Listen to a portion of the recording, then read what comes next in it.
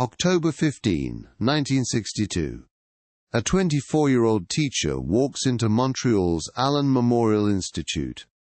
She's suffering from mild depression, nothing severe. Nothing that would normally require hospitalization. 7 days later she emerges as a completely different person. Her childhood memories?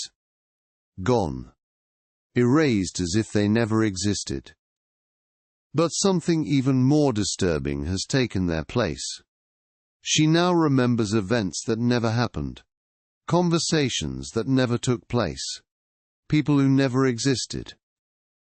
Her family is horrified. Her doctors claim ignorance. For 15 years this case remains buried in medical files. Until 1977, when leaked documents reveal the truth. The Central Intelligence Agency had been conducting illegal experiments on her mind. She wasn't a patient. She was a test subject. What happened during those 7 days would expose one of the most sinister programs in CIA history. This is the story of how human memory became a weapon. If you're finding value in this, hit subscribe so you don't miss what's coming next. As we discussed, that missing week was no accident. It was the result of a classified operation buried deep within MKUltra's most secretive division. Meet Sub-Project 68. The CIA's most ambitious attempt to master the human mind by erasing it completely.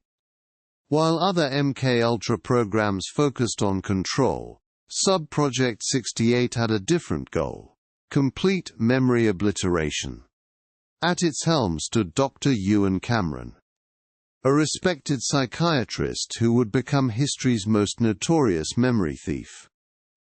Cameron believed he could wipe a person's entire identity clean. Like erasing a chalkboard to write something new. He called his technique psychic driving, a process designed to break down the human psyche completely. The method was brutally simple: sensory deprivation, massive drug doses, and endless repetition of recorded messages. Patients would hear the same phrases hundreds of thousands of times, their minds slowly dissolving under the assault. Cameron's testing ground was the Allen Memorial Institute in Montreal, a psychiatric hospital that became a torture chamber. Patients entered seeking help for depression or anxiety. They left as empty shells, their memories completely erased. The funding came through elaborate front organizations. The Society for the Investigation of Human Ecology was just one cover. Congress unknowingly approved millions in taxpayer dollars, all funneled directly into Cameron's memory experiments. By 1962 Cameron had perfected his process. He could erase decades of memories in just weeks. But erasing memories was only the beginning. The real breakthrough came. As we've seen, the CIA developed systematic methods to infiltrate the mind. But how exactly did they implant false memories? Declassified documents reveal a terrifying three-stage protocol, each phase designed to break down human consciousness itself. Stage 1 was complete memory annihilation. Electroshock therapy administered at levels far beyond medical standards. Patients received up to 3 times the normal voltage. Their minds were wiped clean, leaving only biological functions intact. With the slate erased, Stage 2 began. Complete sensory deprivation combined with powerful hallucinogenic compounds. LSD doses 50 times stronger than recreational use. Subjects lost all sense of reality, time and self. Days passed in complete darkness and silence. Their minds became empty vessels, ready for programming. Stage 3 was the implantation phase. Audio loops played false narratives directly into the vulnerable mind. The same fabricated stories repeated for weeks. False memories of conversations, events, even entire relationships. The brain, desperate to fill the void, accepted these fabrications as genuine experiences. Success rates were documented at 73%. Nearly 3/4 of subjects emerged with completely false memories. But the psychological damage was catastrophic. Building on the protocol we just exposed, the question becomes chilling. Who were the targets of this psychological warfare? The CIA didn't hunt for spies or criminals. They targeted the most vulnerable members of society. Housewives seeking help for anxiety. Mothers struggling with depression after childbirth. Patients admitted for minor psychological issues became unwitting test subjects in a grotesque experiment. No consent forms, no explanations, no choice. Dr. Cameron's selection criteria was brutally simple. Find the broken, make them more broken. The torture began with sleep deprivation lasting up to 65 days straight. Massive doses of LSD, combined with electroshock therapy, delivered at 30 times normal strength.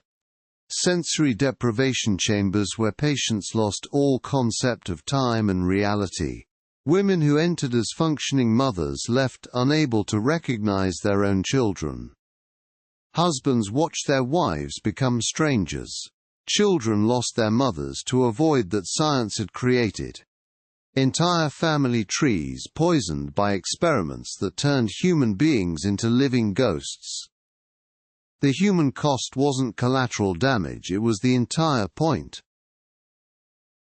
Building on what we covered about their three-stage protocol, the CIA's memory engineers needed technology that defied medical ethics.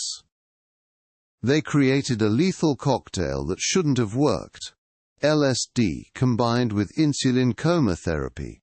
The insulin would plunge victims into a diabetic coma. Their minds suspended between consciousness and death. In this vulnerable state, LSD would flood their brains. Reality became completely malleable. But the chemical cocktail was just the beginning. They needed precision tools for mind control. Specialized audio equipment delivered subliminal messages directly into comatose minds. Frequencies below human perception carried fabricated memories. Words that bypassed conscious awareness. To map their success, they used primitive EEG technology. Electrodes monitored brain activity in real time. These crude brain maps showed them exactly when false memories took root. They could watch in real time as authentic childhood experiences were overwritten with complete fabrications. Patients would wake believing they had lived entirely different lives. Complete personality reconstruction. A 7-year-old girl remembered abuse that never happened. A war veteran forgot his own children. The technology worked with terrifying precision. Human consciousness could be rewritten like computer code. By 1962, they had achieved the impossible. Complete memory replacement in living subjects. The MKUltra files were supposed to be destroyed. But the techniques? They evolved. Today the descendants of those 1962 experiments surround us everywhere. Modern advertising borrowed directly from MKUltra's memory manipulation playbook. Repetition. Emotional anchoring. False familiarity. The three-stage protocol repackaged for commerce. Social media algorithms now accomplish what took the CIA months to achieve. They create false memories of events you never experienced, products you never wanted.